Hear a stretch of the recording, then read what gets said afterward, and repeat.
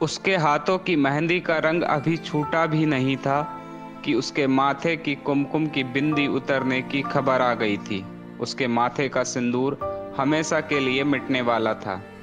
पुलवामा में भारत के वीरों पर हुए हमले में उसके सिंदूरी सपने दफन हो चुके थे। इस बात की खबर उसे उड़ती उड़ती लगी थी। हम बात कर रहे हैं पूनम सौरभ कटारा की, जिसका पति अभी अभी मातृभूमि के लिए अपने प्राण न्योछावर कर गया। हम आज आपको बताएंगे कि भारत के वीर सैनिक के लिए जब भी मातृभूमि का बुलावा आता है तो सब कुछ छोड़कर उसकी सुरक्षा के लिए दौड़ पड़ते हैं। राजस्थान के भरतपुर जिले के बरौली ब्राह्मण गांव के रहने वाले नरेश कटारा के 3 बेटे और 1 बेटी थी, जिसमें बेटी की शादी 23 नवंबर को हो चुकी थी। उसके कुछ दिन बाद यानी 8 दिसंबर को दोनों बेटे गौरव और सौरभ की भी शादी हो गई थी।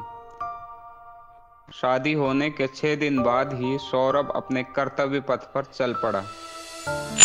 वह छोटा भाई MBBS की पढ़ाई कर रहा था। चूंकि सौरभ की मां अनीता देवी को दिल की बीमारी थी, तो सौरभ हमेशा कहता था कि मां देखना, तेरा बेटा एक दिन बड़ा डॉक्टर बनेगा और तेरा इलाज करेगा। शादी के सिर्फ 6 दिन बाद ही ड्यूटी पर जाते वक्त जब सौरभ का पूरा परिवार भावुक हो गया, तो सौरभ ने उन्हें देश के प्रति अपने दायित्वों का पाठ पढ़ाया। वहीं छोटे भाई अनूप कटारा से कहा कि एक दिन तू डॉक्टर बनकर मां का इलाज करेगा। यह मुलाकात सौरभ के साथ उसके परिवार की आखिरी मुलाकात साबित हुई। सौरभ के जाने के करीब 8 दिन बाद यानी 24 दिसंबर 2019 को सोमवार की सुबह सौरभ के घर फोन की घंटी बजी, जिसे सुनते ही सौरभ के पिता नरेश कटारा ने फोन उठाया तो सामने से आवाज आई, हेलो, हम भारतीय सेना की 28 राष्ट्रीय राइफल से बात कर रहे हैं। आपका बेटा सौरभ आतंकियों की तरफ से हुई बमबारी में घायल हो गया है, वह झुलस गया है, लेकिन अभी खतरे से बाहर है।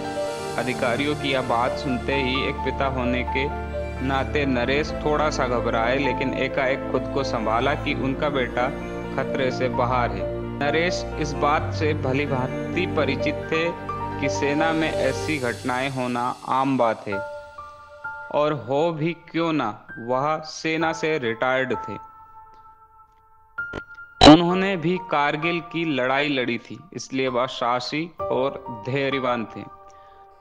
नरेश अपने परिवार को बेटे के घायल होने की सूचना दे इससे पहले उनके फोन की घंटी एक बार फिर बजी। इस बार फोन सेना के किसी बड़े अफसर का था।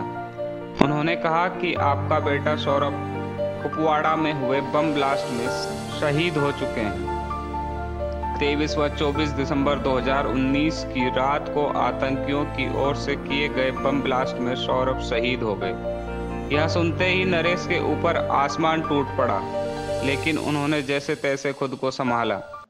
नरेश ने खुद को तो संभाल लिया, लेकिन उनको यह समझ नहीं आ रहा है कि वह उस लड़की जिसे 16 दिन पहले ही घर में बहू बनाकर लेकर आए हैं, उसे कैसे कहें कि उसकी मांग का सिंदूर उजड़ चुका है।